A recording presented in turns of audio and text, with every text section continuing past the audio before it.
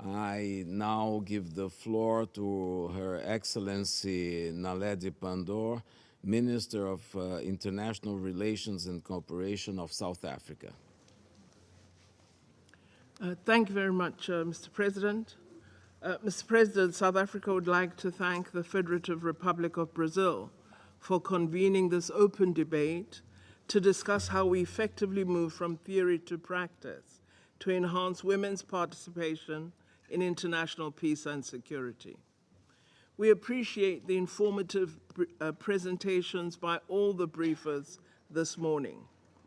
South Africa believes that as we prepare for the 25th anniversary of Resolution 1325, enhanced international efforts are needed to focus on implementing the commitments made to advancing women's participation in all peace processes. We made the same call in 2019 when this Council unanimously adopted Resolution 2493 as proposed by South Africa. It is therefore disheartening to note that the percentage of women in peace negotiations today stands at a measly 19% in UN-led processes, down from 23% in 2020. It is our belief that peace agreements are more sustainable when women are at the table. The report of the UN Secretary General points to several concrete actions that we member states can take to reverse this trend, and South Africa is largely in agreement with the proposals.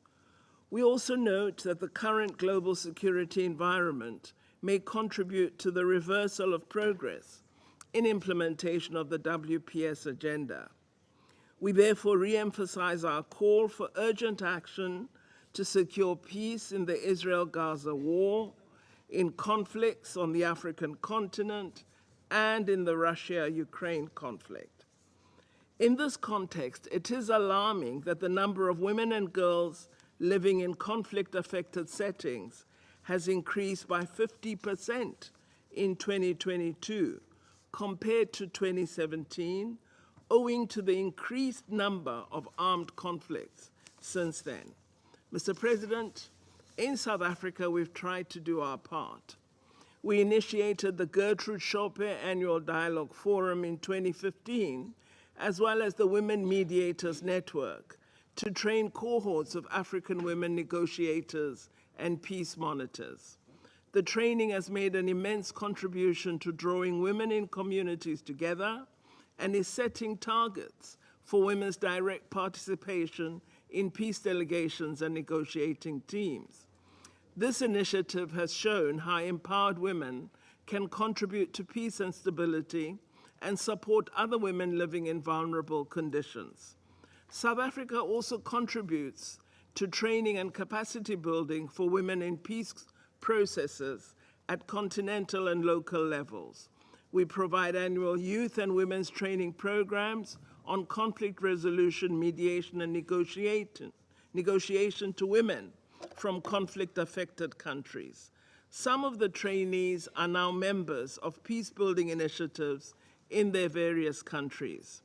We truly appreciate the partnerships we've established with the African Women Leaders Network, FemWise Africa, the African Union Platform for Women Mediators, as well as the partnership of the Government of Norway. In the same vein, we commend the efforts of the Secretary General as articulated in the Action for Peacekeeping Initiative Plus and the Uniform Gender Parity Strategy, which continue to positively advance the WPS agenda. We are pleased to note the contribution of South African female peacekeepers making a difference on the ground when deployed to missions. These include dedicated individuals such as Major Felicia Tobeka Mswani, who previously served as the Fire Support Coordinator for the Force Intervention Brigade in the DRC, Lieutenant Colonel Martha Masango, Chief of the Intelligence Cell of the MONUSCO Force Intervention Brigade, Major Sitibatso Pearl Block, the MONUSCO Information Operations Officer, who was awarded the UN Military Gender Advocate of the Year Award in 2017, and Lieutenant Colonel Fulufefe Kota, the contingent commander of the South African Police Service in the UN mission in South Sudan, who was recently recognized for sterling leadership she provides to her fellow colleagues. Mr. President, in light of our discussions yesterday on the situation in the Middle East and the question of Palestine, I wish in closing to recognize the fundamental role played by civil society organizations in the search for sustainable peace. In this regard, let me highlight the cross-community solidarity forged by Women of the Sun of Palestine and Women Wage Peace of Israel, aimed at urging the parties to engage in dialogue and diplomacy to reach a just, comprehensive, and sustainable peace.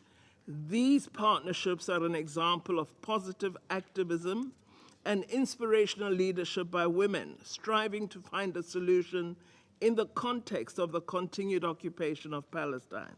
We encourage these women to continue with their solidarity amid adversity and the deepening political and security crisis. I thank you for this opportunity, Mr. President. I thank Her Excellency Mrs. Pandor for her statement.